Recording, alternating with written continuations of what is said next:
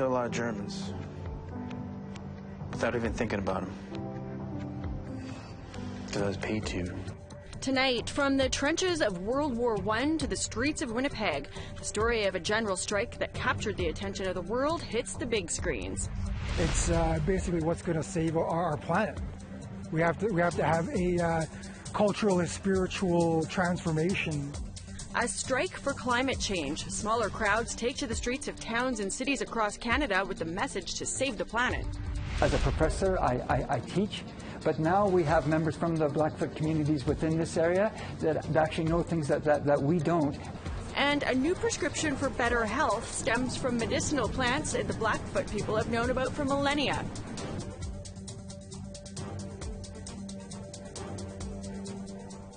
Good evening. Welcome to APTN National News. I'm Melissa Ridgen. Kids win again today. Those are the words from the Caring Society's Cindy Blackstock, reacting to a federal court judge slapping down Canada's attempt to sidestep paying victims of its on-reserve child welfare system. Justice Paul Favels dismissed a motion by the Canadian government, whose lawyers had argued earlier this week against a human rights tribunal order that $40,000 be paid to each child and their family who were wrongly caught up in the government's on-reserve child welfare system. The tribunal and Caring Society had raised red flags for years before that bombshell ruling. Instead of accepting it, the feds chose to fight it. One bureaucrat pegged the payout at $8 billion. Ottawa, the Caring Society, and the Assembly of First Nations now have until January 29th to figure out how the compensation will be distributed. Yesterday, NDP Leader Jagmeet Singh made himself critic of Indigenous affairs. Today it was Conservative Leader Andrew Scheer's turn to name a shadow cabinet. Former Meadow Lake, Saskatchewan Mayor Gary Vidal is critic of Indigenous services. He's a rookie member of Parliament and beat out former NDP MP Georgina Joliboy in a Northern Saskatchewan riding. Jamie Schmale is an Ontario MP, and he's now the critic of Crown Indigenous relations. Before the election, he often pressed the Liberal government on when the Trans Mountain expansion would get built. They're calling it another blow for Conservative Leader Andrew Scheer. He's been facing calls to resign after failing to defeat the Liberals in the federal election this fall. His former Trade Minister, Ed Fast, has turned down an offer to be in the Tories' shadow cabinet. Fast told Scheer he didn't want to be included at this time. He says that Scheer should surround himself with a team that fully supports his leadership. But Fast, who negotiated several trade deals, including the Trans-Pacific Partnership, wouldn't say if Scheer should remain as leader. Fast has been an MP since 2006. Senator Lynn Beyak wants to return to the Senate. She was suspended without pay last May for not taking down letters on her website that supported residential schools. APTN has learned that Beyak has been receiving pay again since September 11th. She recently apologized and issued a statement. It says that she's complied with all of the requirements set out by an ethics committee. She's not been fully reinstated yet, but today the AFN sent out a statement saying any real apology from Beyak should go to First Nations people and residential school survivors. Meanwhile, fellow Senator Peter Harder would not answer whether Beyak should be fully reinstated. I would expect that the Ethics Committee would need to review the circumstances of its original and the Senate adopted motion to determine whether or not there is full compliance. I will await that review and hold my judgment. History has been made in British Columbia as that province's Lieutenant Governor grants royal assent to Bill 41. The new piece of legislation makes the United Nations Declaration on the Rights of Indigenous People an integral part of provincial jurisdiction. APTN's Tina House was there and has this story.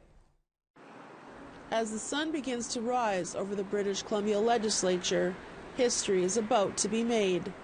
The rights of Indigenous peoples are about to be enshrined into provincial law, making it the first jurisdiction in the world to do so.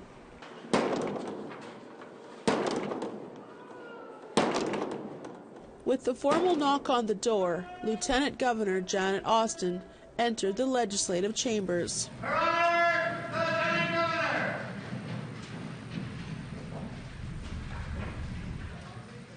Bill 41, along with various other bills, were read aloud.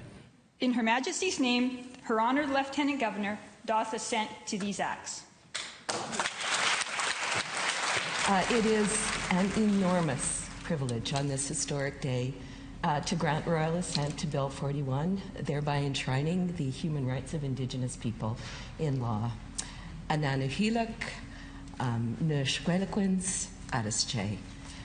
It touches me deeply to think of the work that you have done all together, your unanimous support for this work, which gives me hope for true and lasting reconciliation, gives me hope for a better world. I thank you for your splendid work. Haichka. And with that, the United Nations Declaration on the Rights of Indigenous People became an act in British Columbia, with both sides of the legislature in support. BC Finance Minister Carol James, who is Métis, says she's very proud of what was accomplished. I am so proud to be part of a government led by our Premier that brought us to this day today. So a very proud moment. I think there were a lot of tears, a lot of joyful tears today.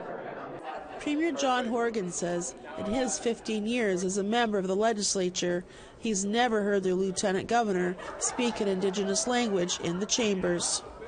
For her to welcome the members of the legislature in Lekwungen language and then speak specifically about one of the dozen bills that she gave royal assent to today.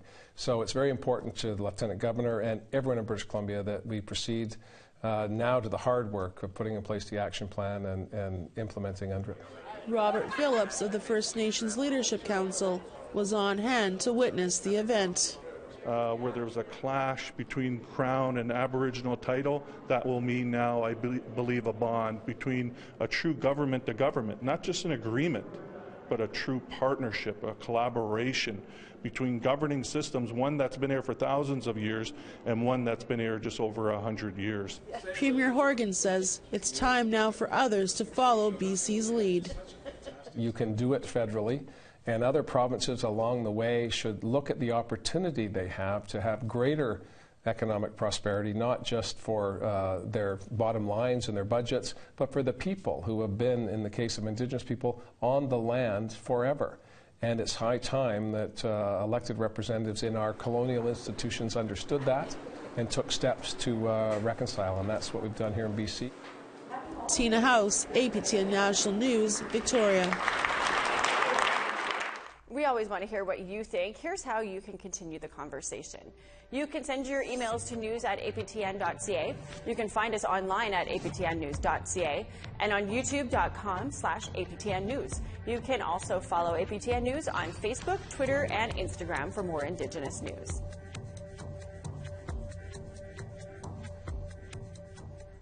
Evacuees from Bearskin Lake First Nation in Northern Ontario are getting set to return home this weekend. About 150 residents were flown to Thunder Bay more than 2 weeks ago. Another 125 residents were evacuated to Sioux Lookout. Bearskin Lake declared a state of emergency when an ice jam in the Severn River began flooding the community. Thunder Bay Fire Rescue said that authorities have determined the flow levels of the water is now safe enough for people to return. Ontario's Ministry of Natural Resources is still monitoring the jam.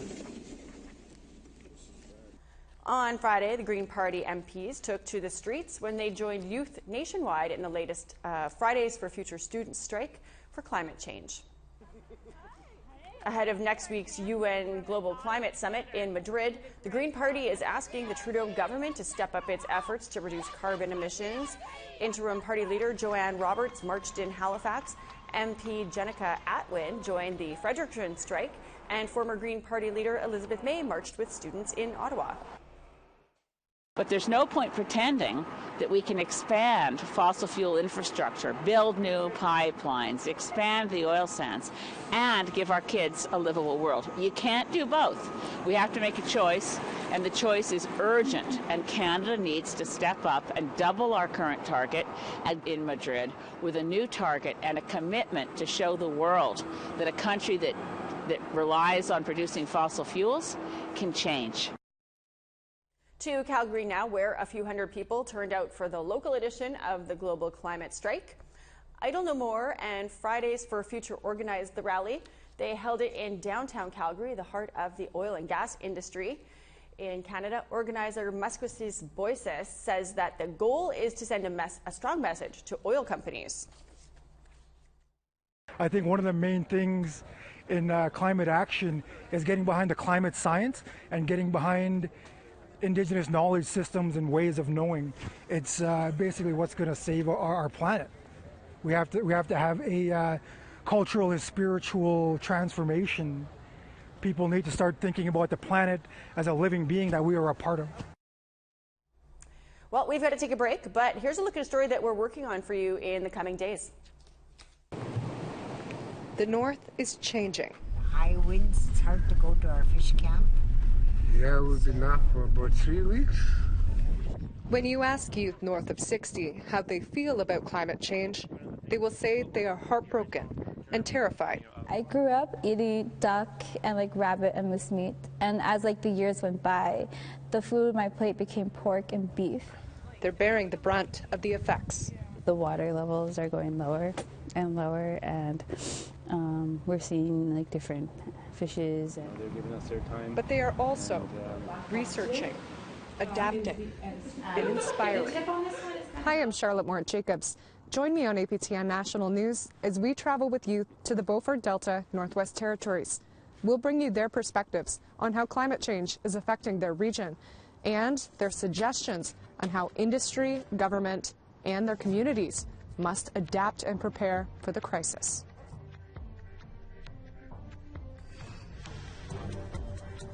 Starting off on the East Coast, we've got -3 and sunny skies in Fredericton, 0 for Charlottetown. -11 in sunshine for Kuujjuaq, -4 in snow in Nain. Chibougamau -9, sunny skies. Gasp -2 in snow. Toronto 0, sunny, -3 in sunshine for Ottawa. -10 in snow in Big Trout Lake, -2 mix of sun and cloud in Thunder Bay. -9 for God's Lake, The Paw, Norway House. -6 in snow for Dauphin, -5 in snow in Brandon. -6 with mix of sun and clouds with current, -8 in snow in Saskatoon. -11 for La Ronge and Buffalo Narrows, mostly clear skies. -8 for Uranium City and Stony Rapids and sunshine.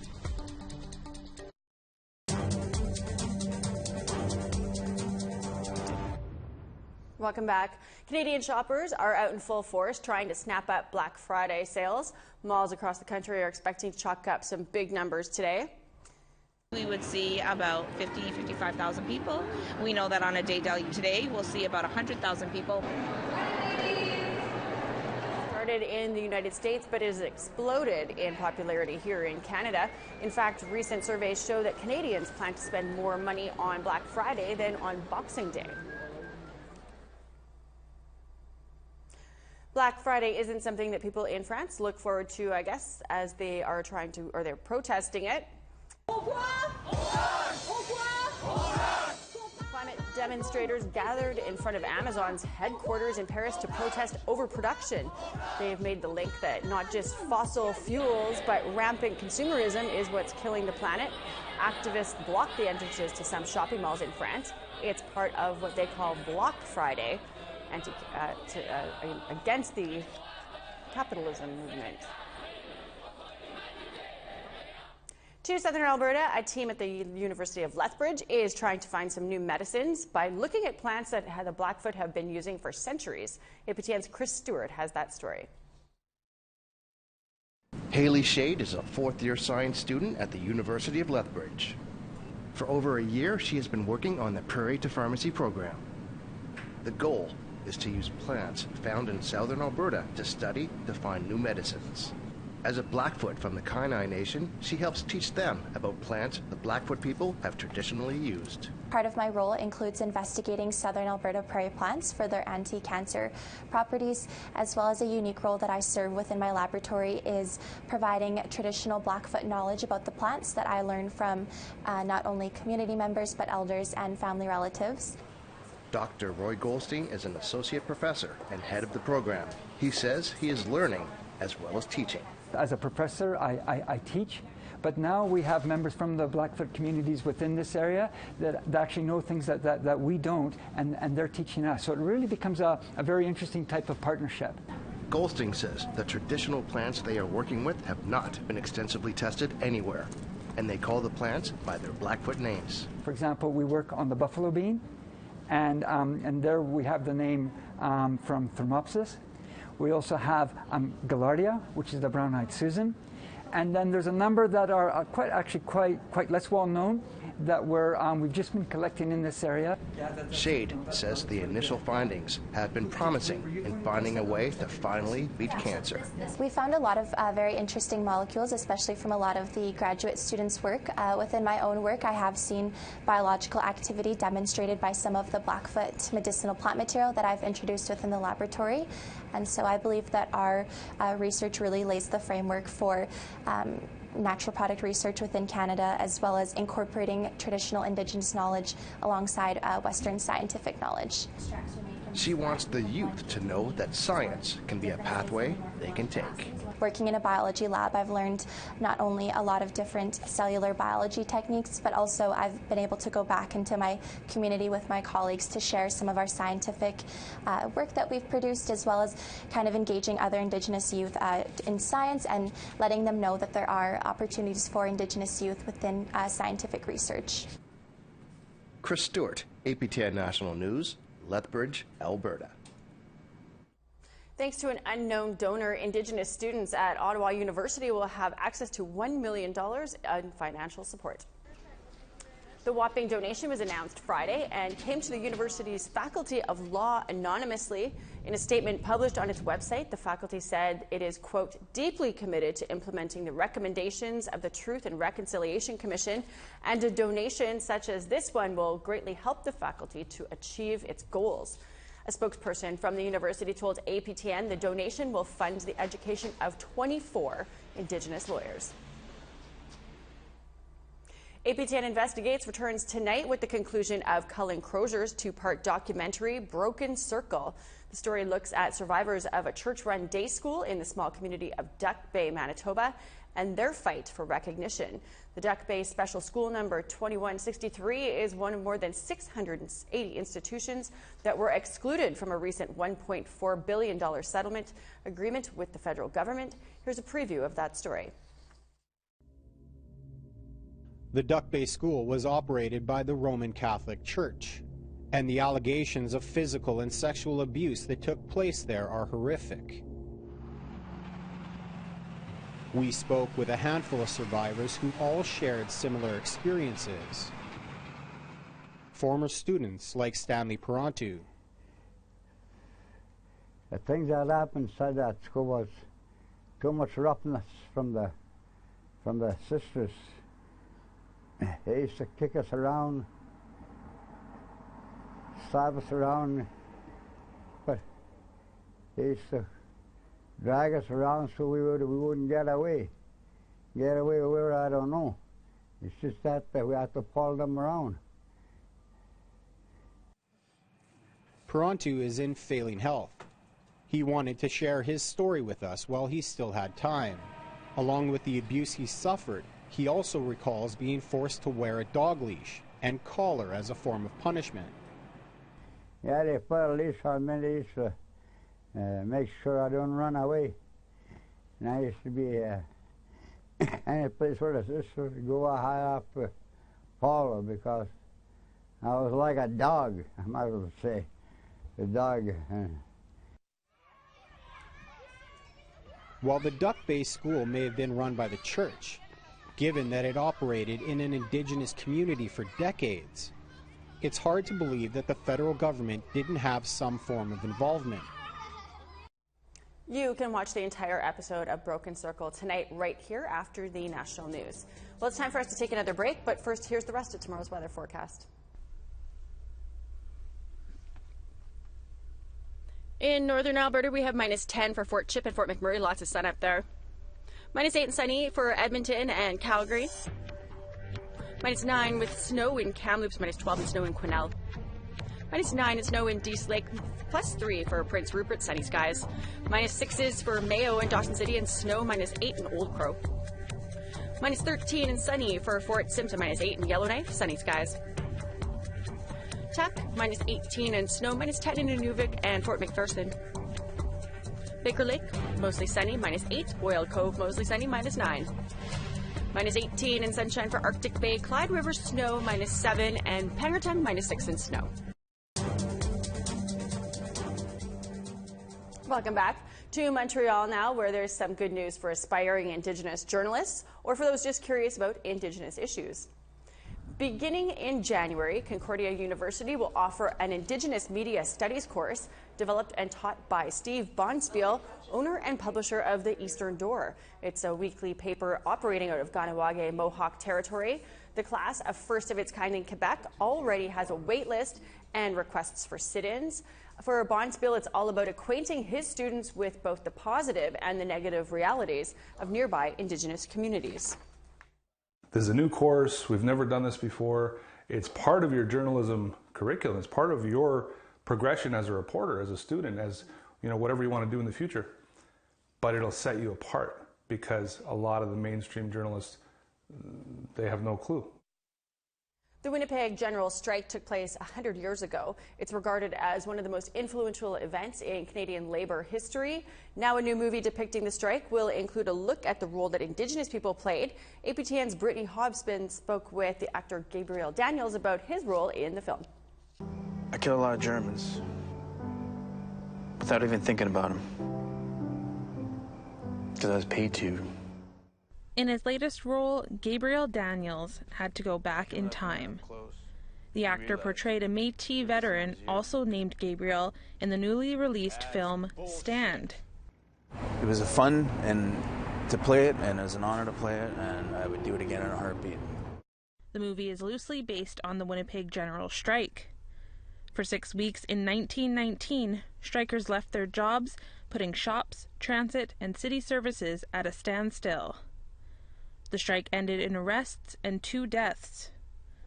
In the film, Daniels plays one of the veterans who returns home after the First World War. I just love being someone else and love being that. Because even when I'm not acting, like just day to day, when I'm going around, when I'm talking to people or watching people, I'm always looking and watching people's mannerisms and how they talk and how they walk, and I like to mimic people and imitate people. He says his role is important to the story because Indigenous voices are not always reflected during historical moments in time.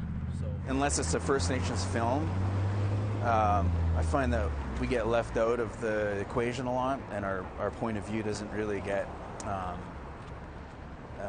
noticed. I've never been treated equal to a white man until I got this uniform. Now I don't want to take it off. Daniel says he's been preparing years for a role like this.